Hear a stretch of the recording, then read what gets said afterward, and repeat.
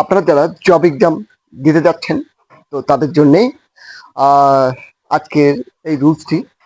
তো দেখুন, বিশেষ করে যারা প্রাইমারি এবং শিক্ষক নিবন্ধন এবং যারা এক কথা হচ্ছে সব চাকরি পরীক্ষায় জব এক্সামে এটি খুবই গুরুত্বপূর্ণ একটি রুলস। এখানে মানে এই প্রশ্ন গুলোতে অনেকেই ভুল করে বসে থাকে। আচ্ছা দেখুন, সেই রুলসটি হচ্ছে অ্যাজ ওয়েল অ্যাজ, তারপর হচ্ছে উইথ, তারপর হচ্ছে অ্যালং উইথ, টুগেদার উইথ ইত্যাদি আরো অনেক কিছু আছে।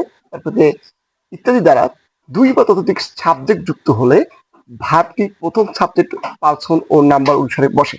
আচ্ছা দেখুন কি আছে, অ্যাজ ওয়েল অ্যাজ। প্রথম নাম্বার ওয়ান হচ্ছে হি as well as his brother dash present.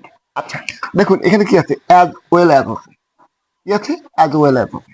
আচ্ছা যদি থাকে তাহলে দেখুন এখানেও একটা সাবজেক্ট, এখানেও একটা সাবজেক্ট, তাহলে দুইটা সাবজেক্ট, অ্যাজ ওয়েল অ্যাজ এর এপাশেও সাবজেক্ট, পরেও সাবজেক্ট। তাহলে এখানে দেখুন সাবজেক্ট দুইটা আছে, তা আমরা ভাবটা মানে কোন সাবজেক্টকে ফলো করে আমরা সেই ভাবটা বসাবো। দেখুন, আচ্ছা অ্যাজ ওয়েল এজ যদি থাকে তাহলে অবশ্যই আমাকে প্রথম সাবজেক্ট অনুসারেই আমাকে ভাব বসাতে হবে, প্রথম সাবজেক্ট অনুসারে। দেখুন সেটি বলা আছে দুই বা ততোধিক সাবজেক্ট যুক্ত হলে ভাবটি প্রথম সাবজেক্ট এর পার্সন, অর্থাৎ প্রথম সাবজেক্ট কি বলছে, প্রথম সাবজেক্ট। তাহলে অ্যাজ ওয়েল এজ আছে, তাহলে আমাকে প্রথম সাবজেক্ট ফলো করতে হবে, তাহলে হি। আচ্ছা দেখুন হচ্ছে প্রেজেন্ট, প্রেজেন্ট আচ্ছা তার প্রেজেন্ট বর্তমানে।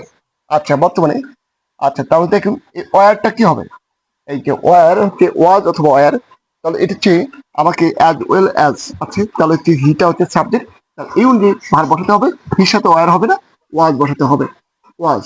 আচ্ছা দেখুন, হি as well as his brother was present. আচ্ছা তারপর দেখুন দুই নম্বরে বলা আছে অ্যালং উইথ, অ্যালং উইথ। আচ্ছা দেখুন অ্যালং উইথ আছে, যদি অ্যালং উইথ থাকে তাহলে এই দুই পাশে দুটি যদি সাবজেক্ট থাকে তাহলে আমরা কাকে কোন সাবজেক্টকে ফলো করবো, অবশ্যই আমাকে প্রথম সাবজেক্ট ফলো করতে হবে। আচ্ছা দেখুন অ্যালং উইথ, অ্যালং উইথ আছে, তাহলে হিস ফ্রেন্ড এটাও সাবজেক্ট, হিটাও সাবজেক্ট, তাহলে কাকে ফলো করবো, এই প্রথম সাবজেক্টকে ফলো করবো আমরা, প্রথম সাবজেক্ট ফলো করে আমরা এই ভাবটা বসাবো, প্রথম সাবজেক্টকে ফলো করবো।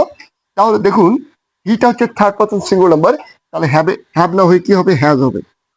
মনে রাখবেন subject third person singular number হলেই হ্যাভ না হয়ে হ্যাজ বসে।